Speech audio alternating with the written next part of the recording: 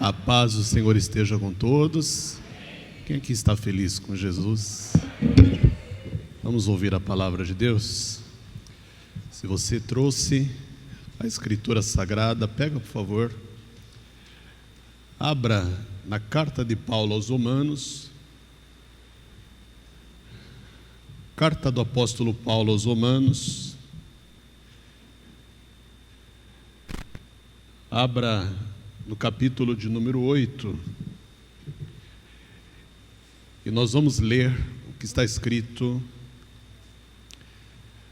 aí no versículo de número 32. Versículo 32. Acharam? Glória a Deus. Mês de setembro nós vamos ter o batismo nas águas, amém? E em nome de Jesus, o batismo nas águas já vai ser aqui na nossa sede. Já estamos aí trabalhando na construção do batistério e até dia 9 acredito que o batistério já estará pronto para uso. Então nós faremos o nosso primeiro batismo aqui mesmo na nossa sede estadual do Amazonas, para a glória de Deus, amém? Então vamos lá, Romanos capítulo 8, versículo 32 diz assim: aquele que nem mesmo a seu próprio filho poupou, antes o entregou por todos nós, como nos não dará também com ele todas as coisas? Quem acredita que Deus pode nos dar tudo? Você prestou atenção na pergunta? Ora, se o mais difícil Ele já deu, porque qual é a maior dádiva de Deus aos homens? Não é Jesus? Jesus é a maior de todas as dádivas. Então, se o maior que Ele tinha, Ele já deu, o que é para Deus nos dar todas as coisas? Então você vai profetizar assim, na vida de quem está do seu lado. Fala assim: Deus pode te dar tudo. Ele tem um poder para te dar tudo. Se Ele já te deu Jesus, então Ele pode te dar todas as outras coisas que você quiser, porque nada está acima de Jesus. Então, se o maior Ele já te deu, tudo que está abaixo de Jesus Ele pode te dar também. Então, se Ele não negou o que Ele tinha de mais precioso, todas as outras coisas Ele também não te negará. Se o mais precioso Ele já me deu, então, o que é para Deus curar um câncer? O que é para Deus restaurar uma família que está destruída, um casamento que está acabado? O que é para Deus fazer uma pessoa que está numa UTI, em estado grave, correndo risco de vida? O que é para Deus tirar aquela pessoa de lá? O que é para Deus ressuscitar uma pessoa que já morreu? Porque tudo abaixo de Jesus é muito simples para Deus. É muito simples. O que é para Deus realizar os teus sonhos? O que é para Deus fazer os teus projetos darem certo? O que é para Deus fazer você alcançar todos os teus objetivos, ainda que as circunstâncias à sua volta sejam desfavoráveis? Então você vai bater a mão no peito e vai falar assim para si mesmo: fala, Deus pode me dar tudo. Tudo. Tudo, porque o mais precioso Ele já te deu, o mais valioso Ele já te deu, o mais extraordinário Ele já te deu, o mais sobrenatural Ele já te deu, o melhor de tudo Ele já te deu. Então você crê nisso? Quem crê, coloque a palavra de Deus sobre o assento, erga as duas mãos para o céu e vamos dar para Jesus a melhor salva de palmas que nós podemos dar. Senhor Deus e Pai Todo-Poderoso, a Tua palavra vai ser pregada, fala conosco, não aquilo que queremos, mas o que precisamos ouvir. e envie a tua palavra com poder e autoridade, e que a tua palavra vá e produza o resultado para o qual ela vai ser mandada, em nome de Jesus. Diga amém, Jesus. Diga graças a Deus. Podeis sentar. Com o passar dos anos, o ser humano, ele vem tentando imitar a Deus naquilo que Deus faz. Então, quando o ser humano percebeu que Deus tem o prazer de dar coisas para as pessoas, o ser humano tentou imitar Deus nisso. E o homem passou a ter a mania de oferecer as coisas para os outros, com o intuito de se sentir importante,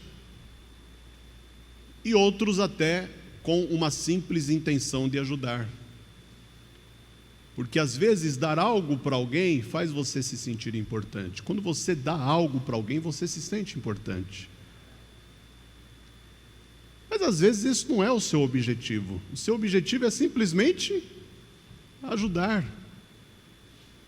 Tem pessoas que buscam a Deus e pedem para Deus o tempo todo: Senhor, me dá condições de eu poder ajudar as pessoas.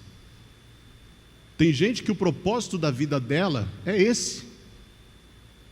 Ela quer que Deus lhe dê recursos e sabedoria e entendimento e conhecimento e habilidades para que ela possa ajudar as pessoas. Então, agora, por mais que o ser humano ele esteja bem intencionado, biblicamente falando, o ser humano ele não tem a capacidade de dar nada para ninguém, porque ele não é dono nem da sua própria vida.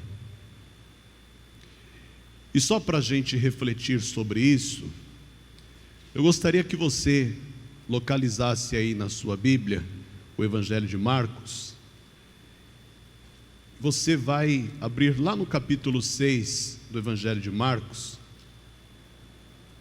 onde conta sobre uma ocasião em que um homem chamado Herodes quis, pelo menos ele teve a intenção, de oferecer para a filha de Herodias até metade do reino que ele tinha. Porque aquela moça começou a dançar na frente dele, e ele se agradou demais daquela dança, e ele, para mostrar que era poderoso, ele, para mostrar que era um homem cheio de recursos, ele disse para aquela moça: olha, o que você pedir, eu te darei, até metade do meu reino. Olha só, quero que você confira isso aqui no versículo 21. E chegando uma ocasião favorável, em que Herodes, no dia do seu aniversário, dava uma ceia aos grandes e tribunos e príncipes da Galileia, entrou a filha da mesma Herodias e dançou. E agradou a Herodes e aos que estavam com ele à mesa. Disse então o rei à jovem: pede-me o que quiseres e eu te darei. E jurou-lhe dizendo: tudo o que me pedires te darei, até metade do meu reino. Olha só, ele ofereceu para a filha de Herodias até metade do reino, porque ele se sentiu agradado por aquela dança que ela apresentou. Você veja que o homem gosta de oferecer as coisas, mas não apenas o homem. Você sabia que até Satanás, querendo imitar a Deus, usou essa regra de tentar oferecer algo a alguém para se sentir poderoso e importante? Se você localizar aí o Mateus capítulo 4 e o versículo de número 8, lá nós lemos sobre a tentação de Jesus. Jesus passou 40 dias e 40 noites no deserto, e foram 40 dias e 40 noites em jejum, sem comer, sem beber nada. E quando Jesus estava no último dia deste jejum, Satanás se apresentou diante dele e começou a tentá-lo. Lá no final da tentação, o versículo 8 diz que novamente o transportou o diabo a um monte muito alto e mostrou-lhe todos os reinos do mundo e a glória deles. E disse-lhe: tudo isso te darei, se prostrado me adorares. Aqui você percebe que Satanás tinha muito mais poder do que o Herodes Antipas, porque ele está oferecendo para Jesus todos os reinos do mundo. O Herodes prometeu para a filha de Herodias apenas metade do seu reino. Veja que o diabo está fazendo uma grande oferta para Jesus, uma grande oferta. Porém, como Jesus sabia que um homem não pode dar nada a ninguém, e o diabo também não pode dar nada a ninguém, Jesus recusou aquela oferta de Satanás.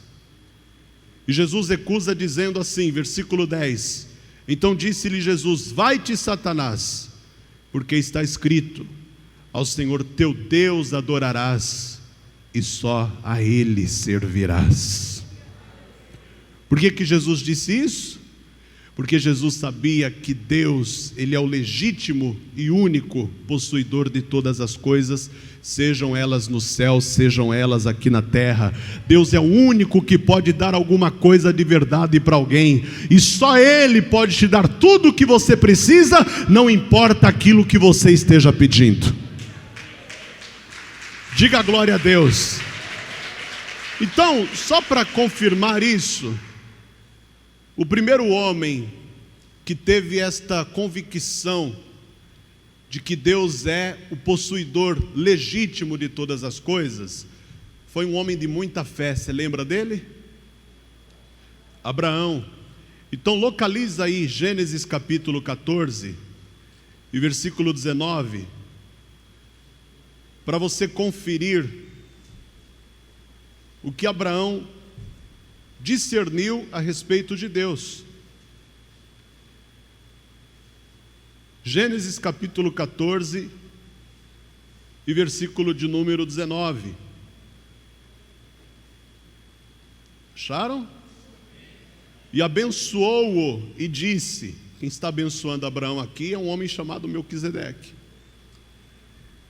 Esse Melquisedeque, que era sacerdote, ele trouxe pão e vinho para Abraão, ou seja, ele apresentou ali para Abraão os dois elementos da Santa Ceia, que representam o corpo e o sangue de Cristo. O corpo que simboliza a comunhão e o sangue que simboliza a vida. Ou seja, toda pessoa precisa ter comunhão com Deus e vida de Deus. Toda pessoa precisa ter essas duas coisas: comunhão com Deus e vida de Deus. E aí no versículo 19 diz: e abençoou e disse: bendito seja Abrão do Deus Altíssimo, que é o possuidor dos céus e da terra. Está confirmado aqui. Então, se Ele é o possuidor de tudo, vamos resumir o céu e a terra como tudo. O céu e a terra representam tudo, Ele é o possuidor de tudo. Então Ele pode nos dar tudo. Bate a mão no peito assim de novo e fala: Deus pode me dar tudo.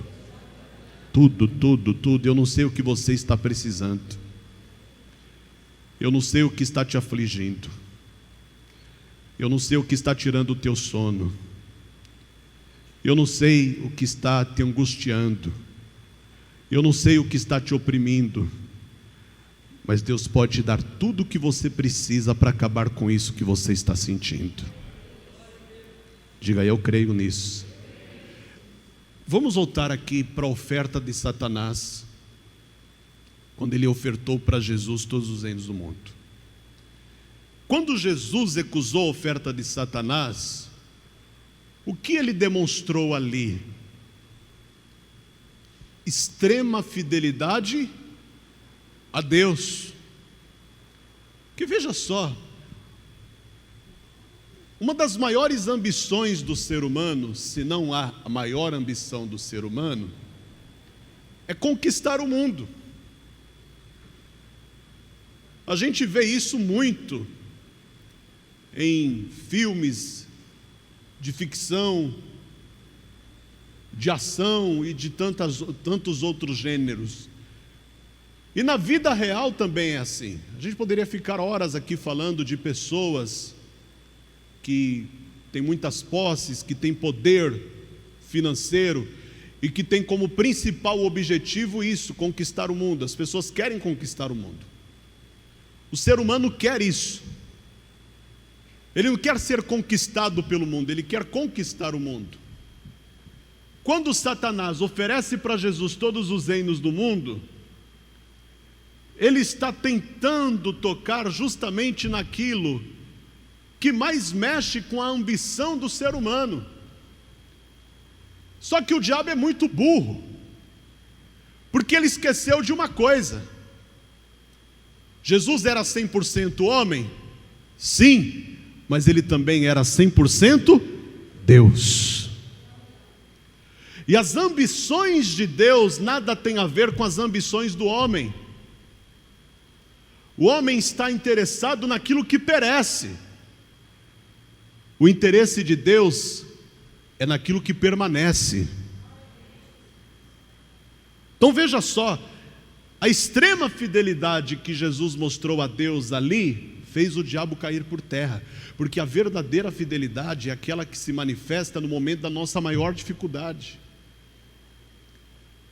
É quando nós estamos passando por um momento difícil na vida, que nós provamos se estamos sendo fiéis a Deus realmente ou não. Pense bem, ser fiel a Deus quando tudo está indo bem, quando se tem fartura, quando se tem saúde, quando se tem dinheiro, quando se tem conforto, quando as coisas estão acontecendo ao teu favor e nada está acontecendo contra você, é muito fácil. A verdadeira prova de fidelidade, repito, ela acontece no momento da nossa maior dificuldade, da nossa maior luta. Você só vai saber se é fiel a Deus quando você passar pela maior luta da sua vida. Porque enquanto você está resolvendo problemas pequenos e corriqueiros, isso não prova que você é fiel. Você só vai provar que é fiel a Deus quando você entrar no olho do furacão e mesmo assim você continuar com as mãos levantadas dizendo: só o Senhor é Deus, só o Senhor é Deus. Eu vou terminar, mas eu quero voltar para Mateus capítulo 4. Vamos voltar para Mateus capítulo 4.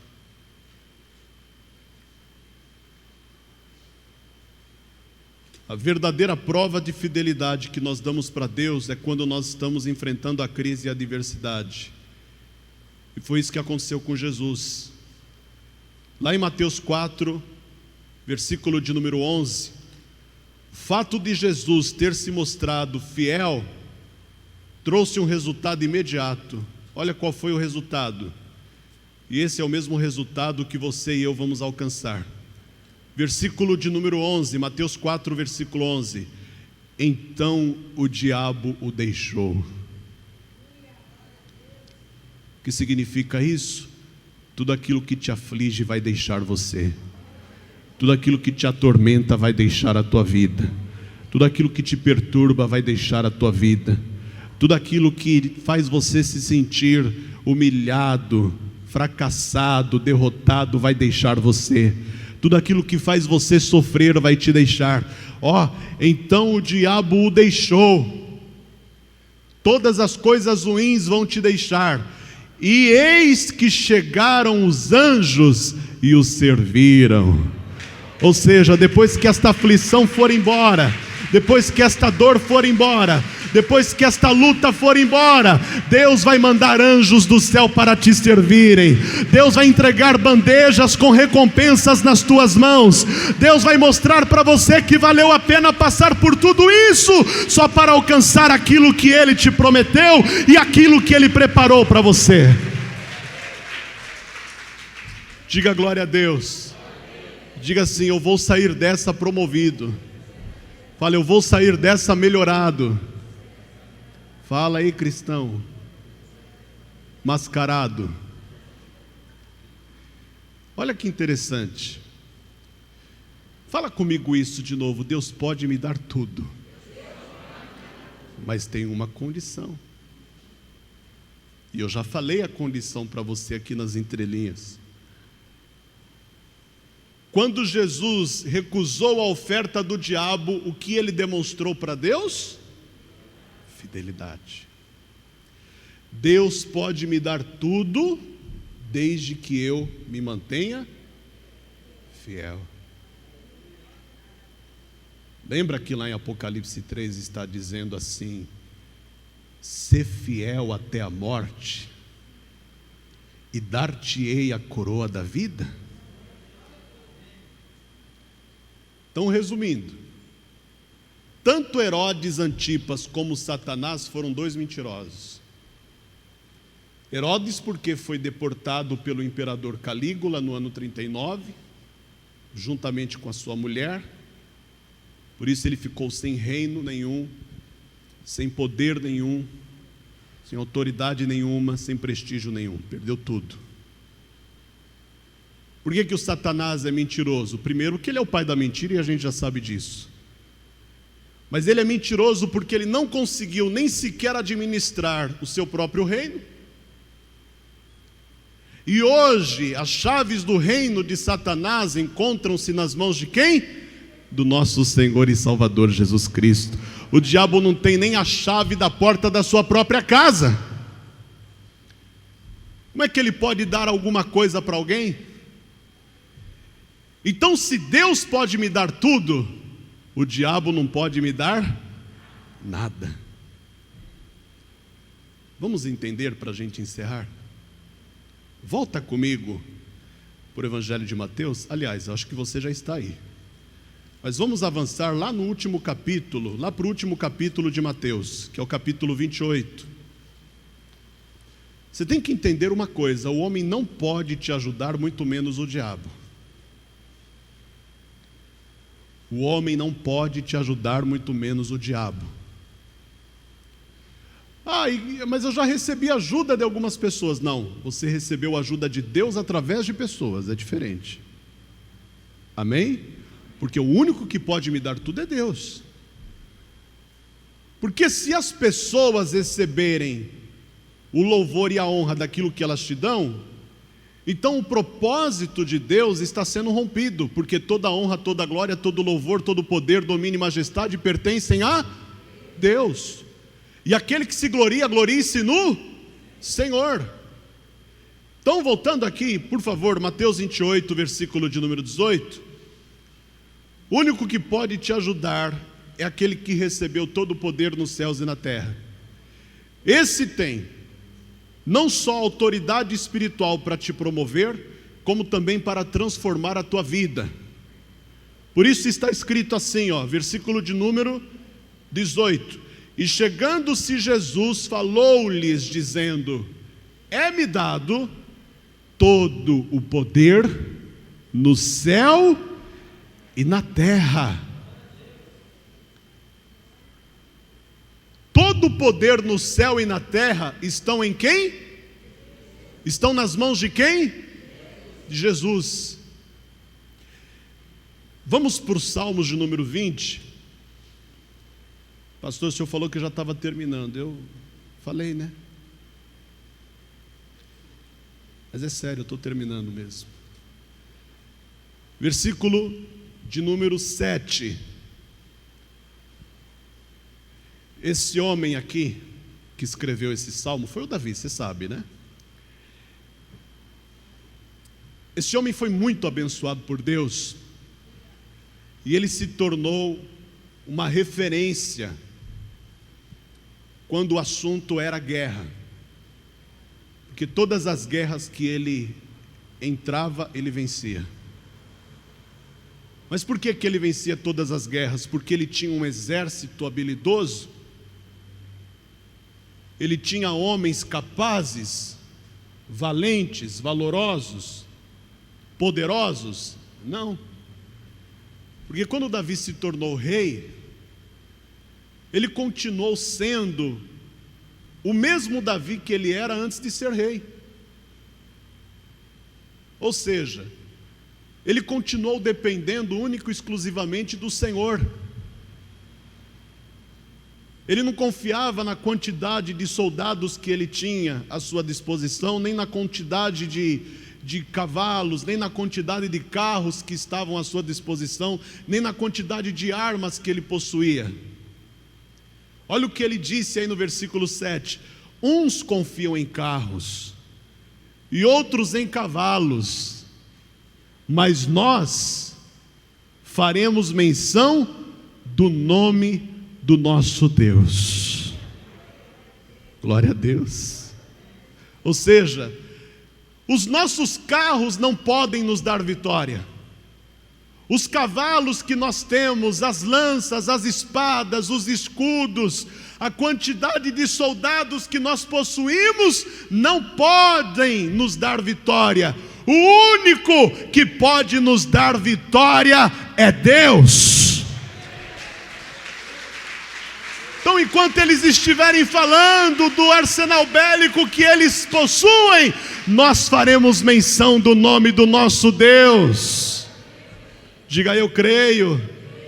Sabe por que o diabo não pode te ajudar? Dá uma olhada aí na sola do teu sapato.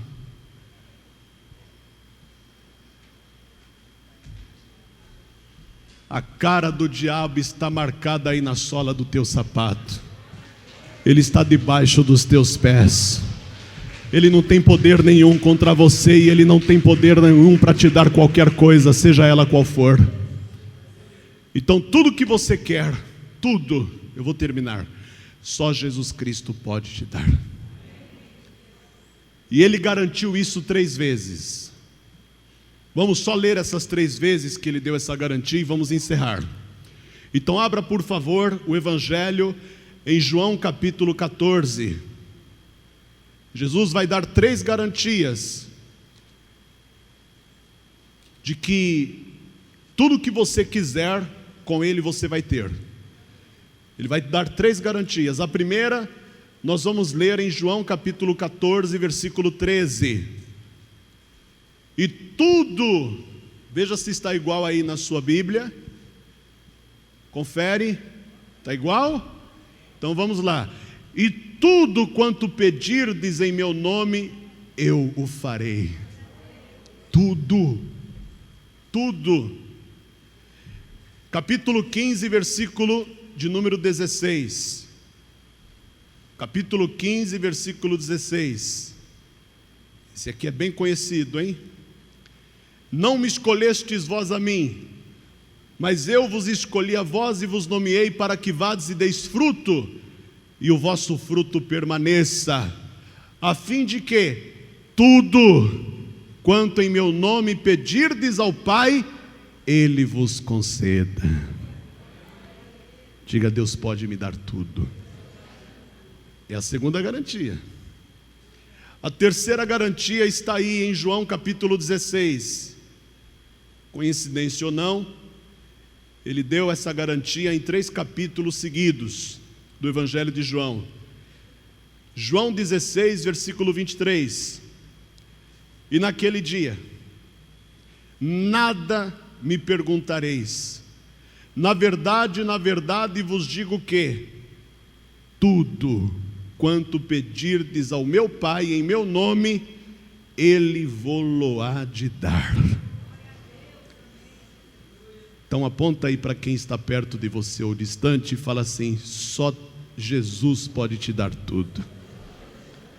Em 3 capítulos seguidos ele repete essa promessa, e no 3º capítulo ele confirma o cumprimento dessa promessa quando ele diz: na verdade, você sabe o que quer dizer isso, né? Afirmação e confirmação. Na verdade,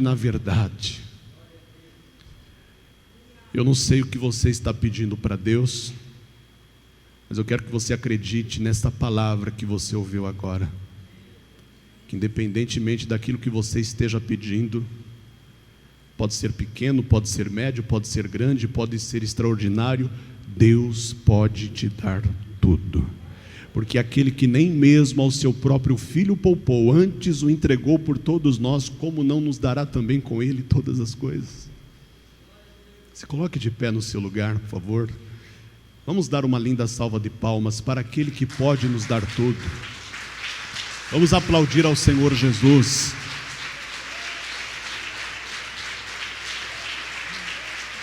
Existem fases da nossa vida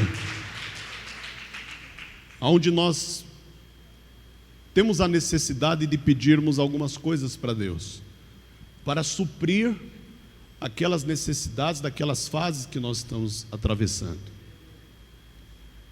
E é interessante que em cada fase da nossa vida, seja ela boa, seja ela ruim, Deus está trabalhando em alguma área. Eu fiquei aí de molho sei lá quantos dias, eu não contei, não quero nem saber também. Mas você não tem noção de quantas coisas Deus fez na minha vida espiritual nesses dias.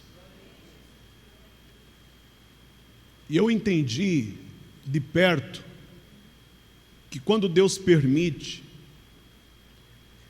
que uma determinada área da sua vida sofra, ou que você sofre em uma determinada área da sua vida, é porque Ele quer potencializar aquilo que Ele vai fazer em outra.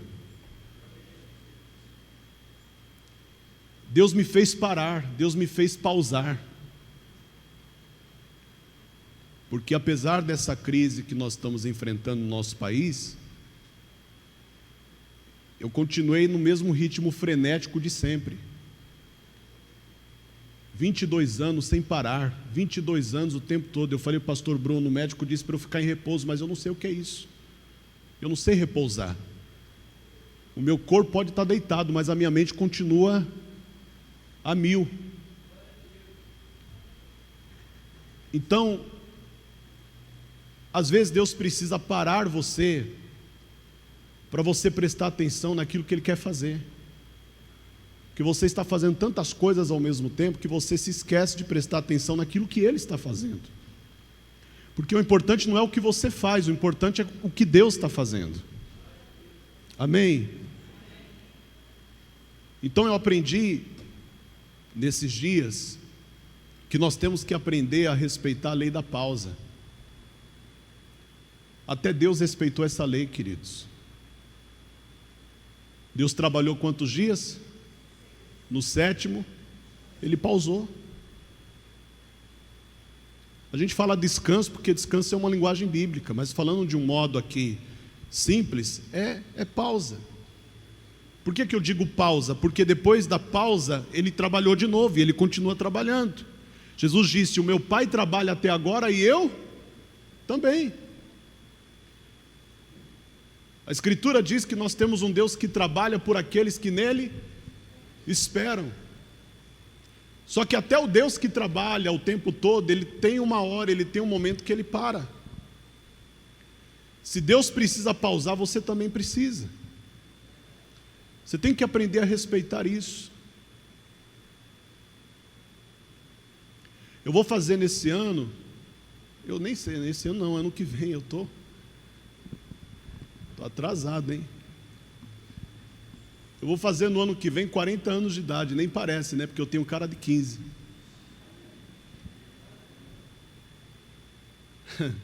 Mas eu percebi, nesses 22 anos que eu prego o Evangelho, que durante 22 anos eu não respeitei essa lei nenhuma vez. Durante 22 anos, aliás, durante os meus 39 anos de vida, eu nunca fiz nenhuma cirurgia. Durante os meus 39 anos de vida, eu só fiz um check-up. Nesses 39 anos de vida, eu visitei um consultório médico, dá para contar no dedo das duas mãos. Eu não vou falar de uma só, porque senão eu estaria mentindo, mas no dedo das duas. Nós temos que pausar em determinados momentos da nossa vida para cuidar daquilo que é muito precioso para Deus, que é o nosso corpo, porque o nosso corpo, na Bíblia, ele é chamado de templo do Espírito Santo. E quando o médico mexeu lá, durante a cirurgia, ele falou que tinha coisas dentro de mim que nem eu sabia. Ele disse: eu não sei como é que você aguentou, nem sei quanto tempo isso aqui está dentro de você, mas a gente teve que tirar, e não deu para tirar o cálculo, porque nós não tivemos acesso por causa desse monte de pus que estava aí dentro. Por isso nós encerramos a cirurgia e vamos reagendar uma outra só para tirar esse cálculo que está aí. Hoje eu não sinto mais aquela dor, eu sinto incômodo por causa do catéter que está dentro de mim. Mas quanto tempo eu tive para resolver isso e não resolvi? Senti uma dorzinha e falar: não, Deus é bom, vamos lá, glória a Deus, aleluia, Jesus me curou, vamos embora. Jesus te cura, mas você tem que cuidar de você. Amém, amados?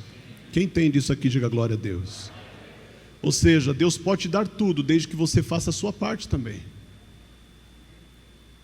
Então eu estou falando para você o que Deus me ensinou.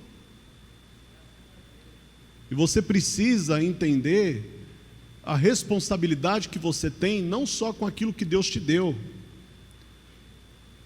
Você precisa ter responsabilidade com quem você é, com o que Ele fez de você. Amém? Nós vamos fazer uma oração aqui. Eu gostaria que você levantasse as duas mãos assim para o céu. Você já fez oração pela família, não fez? Já orou pela sua família, mas você vai levantar as duas mãos para o céu assim, ó, assim, na posição de receber. Sabe por que eu quero que você levante a sua mão assim? Porque aqui no versículo 4 de Mateus, no versículo de número 11 de Mateus 4, diz que o diabo o deixou e eis que chegaram os anjos e o serviram. Por que você vai levantar a mão assim? Porque os anjos vão te servir hoje.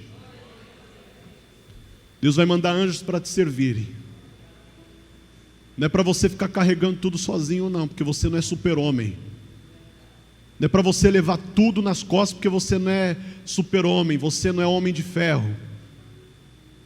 Não é para você querer resolver tudo empurrando com a barriga, porque você não é nenhuma mulher maravilha. Você é uma mulher maravilhosa, você é um homem maravilhoso, mas você não é homem maravilha, você não é homem de ferro e você não é mulher maravilha. Amém?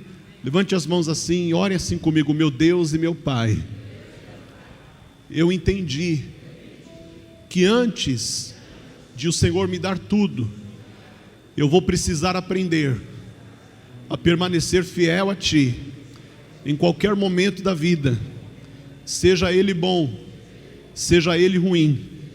E eu quero também que o Senhor me ajude, me capacite e me ensine a fazer a sua vontade, independentemente do que esteja acontecendo à minha volta.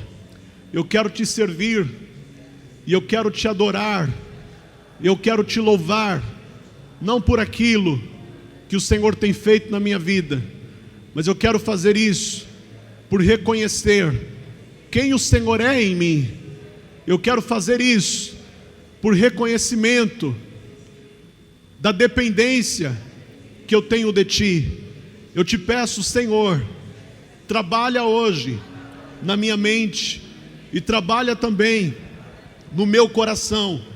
Me faz enxergar através dos meus olhos espirituais aquilo que eu ainda não enxerguei, e me ajuda a alcançar tudo que o Senhor pode me dar, mas que tudo isso que eu alcançar seja para a honra, seja para louvor da Tua glória, em nome de Jesus. Assim seja feito. Amém e graças a Deus. A palavra de Deus diz: se dois de vós concordarem na terra acerca de qualquer coisa que pedirem, qualquer coisa, isso lhe será feito por meu Pai que está nos céus. Amém?